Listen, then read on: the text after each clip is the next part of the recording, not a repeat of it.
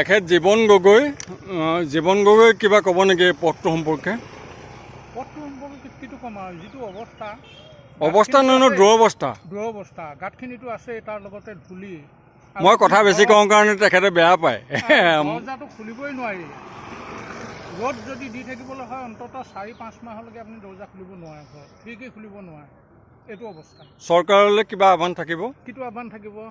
চৰকাৰে জানে আছে জানো? চকু আছে নি? চকু আছে জানো? আমিতো দেখা নাই চৰকাৰৰ চকু আৰু কাণ। এতিয়া চাফিচিয়েণ্ট। হিমন্ত বিশ্ব বৰ নিজকে হেৰি বুলি কয়, এখন দক্ষ চৰকাৰ বুলি কয়। আৰু এই যে হেৰি কিছুমান থাকে জাহা তাহা কমেণ্ট দিয়ে যে, সেই কি তেনেকুৱা অন্ধভক্তবোৰক কিবা ক'ব নি এইবোৰ চাই আহিবলৈ এবাৰ? এইসকলো এইটো ৰাস্তা দিয়েইতো অহা যোৱা কৰে।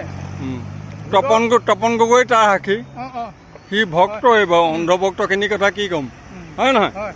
ঠিক আছে।